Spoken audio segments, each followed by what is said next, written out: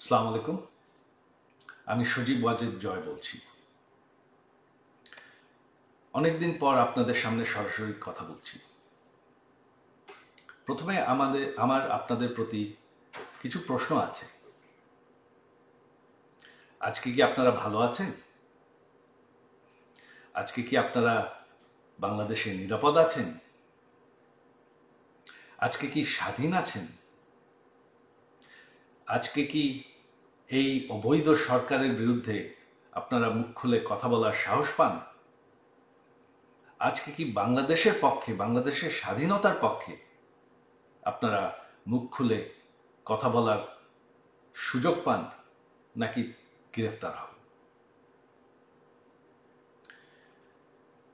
গত 1 বছর ধরে এই অবৈধ অনির্বাচিত রাজাকারদের সরকার অবৈধভাবে ক্ষমতা দখল করে আছে। গত 1 বছর ধরে তারা স্বাধীনতার ইতিহাস মুছে ফেলার চেষ্টা করছে, স্বাধীনতার চেতনা মুছে ফেলার চেষ্টা করছে, এক এক করে প্রতিটি সরণি বুলডোজার দিয়ে ধ্বংস করছে এবং কি সে ঐতিহাসিক 32 নম্বর বাড়ি, যেই বাড়ির থেকে আমাদের স্বাধীনতা ঘোষণা করা হয়, সেই বাড়িটিকেও তারা বুলডোজার দিয়ে ধ্বংস করে ফেলেছে। আজ সেই জামাতি রাজাকাররা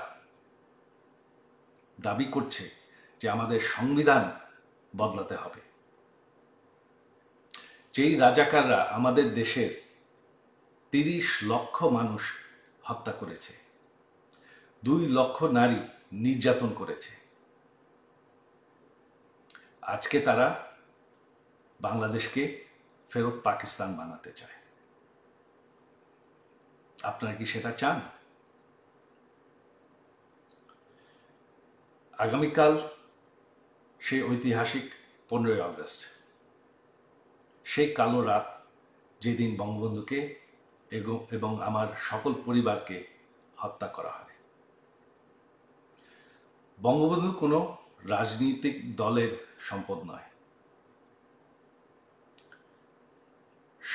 সকল বাঙালির কাছে আমার আহ্বান যে আপনারা যদি স্বাধীনতার চেতনায় বিশ্বাস করেন, আগামীকাল সেই ঐতিহাসিক 32 নম্বর বাড়িতে গিয়ে বঙ্গবন্ধুকে স্মরণ করবেন, সেই বাড়ির সামনে ফুলের তোড়া রাখবেন এবং মোমবাতি জ্বালাবেন। বাঙালির মাটির থেকে স্বাধীনতার চেতনা মুছে ফেলা যায় না। স্বাধীনতার ইতিহাস মানুষের মনের থেকে মুছে ফেলা যায় না। আর বঙ্গবন্ধুকে বাংলাদেশের মানুষের মনের থেকে মুছে ফেলা যায় না। 32 নম্বর একটি বাড়িটি আর নেই, তবে সেই 32 নম্বর ধানমন্ডি ঠিকানাটি এখনো আছে, সেই মাটিটি এখনো আছে।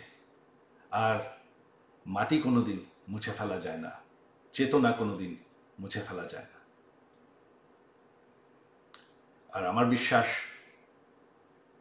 আপনারা বঙ্গবন্ধুকে ভুলেন নাই। তো এটাই আমার আহ্বান, আপনারা একটু সাহস করে যাবেন। এখন আর ভয় পাওয়ার কিছু নাই। এই অবৈধ সরকারের, এই রাজাকারদের সরকারের সময় শেষ হয়ে এসেছে। বাংলাদেশের মাটির থেকে কোনোদিন 71-এর ইতিহাস মুছে ফেলা যাবে না, বঙ্গবন্ধুকে মুছে ফেলা যাবে না। জয় বাংলা।